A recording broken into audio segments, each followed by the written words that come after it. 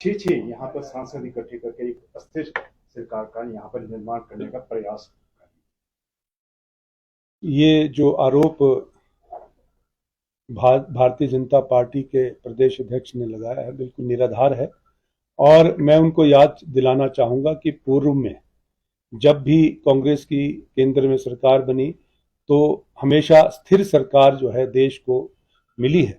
और ये भारतीय जनता पार्टी की मानसिकता है, भारतीय जनता पार्टी के नेताओं की मानसिकता है। वो एक स्थिर सरकार को अस्थिर करने का प्रयास जो इन्होंने जिस तरह से घटनाक्रम को जो अंजाम देने की कोशिश करी हिमाचल प्रदेश में भी, उस जिसमें वो असफल रहे, ये मानसिकता दर्शाता है। और राजीव बिंदल जी का ये बोलना जो है ये बिल्कुल इसका कोई आधार नहीं है।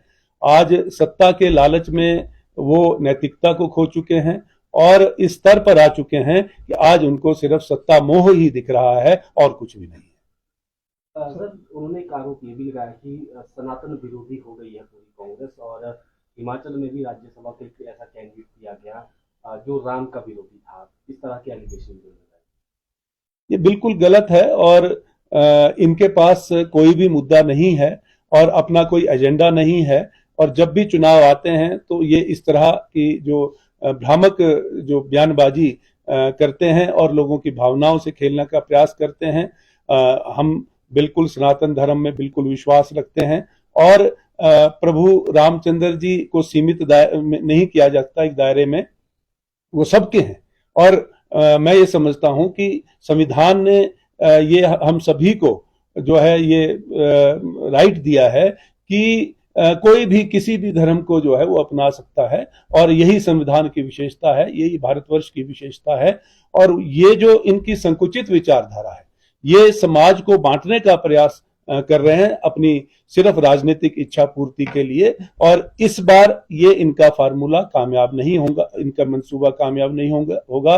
और ये आने वाले चुनाव में, क्योंकि अभी आज द्वितीय चरण की वोटिंग हो रही है, इससे पहले जो प्रथम चरण में जिस तरह से इनको पूरा आभास हो गया है कि जनता इनको आज नकारने जा रही है, और आज भी जिस तरह का रुझान जो है हमें फीडबैक मिल रहा है, ये भारतीय जनता पार्टी जो है आने वाले समय में इनको हार देखनी पड़ेगी। और इससे ये बुखलाहट जो ये इनके सामने जो जिस तरह की बयानबाजी ये कर रहे हैं, साफ इनकी बुखलाहट दर्शाती है और इनका कोई विजन नहीं है, इनके आरोप बिल्कुल निराधार है। नामांकन की तिथियां बहुत नजदीक आ रही है, उम्मीदवारों का अब तक कांग्रेस चयन नहीं कर पाई है।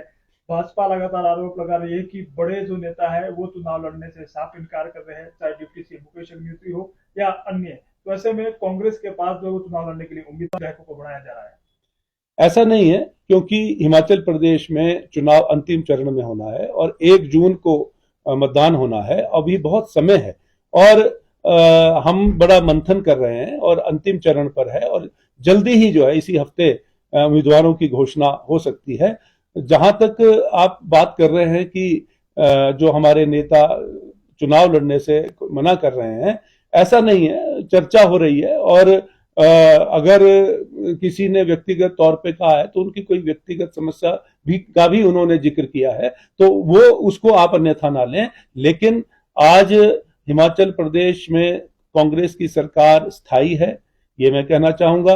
पूरा अपना जो 5 साल का जो जनादेश मिला है कार्यकाल पूरा करेंगे और साथ ही जो हमारे उम्मीदवार होंगे हम जिताऊ उम्मीदवार देंगे और बिकाऊ नहीं होंगे, ये मैं कहना चाहता हूं।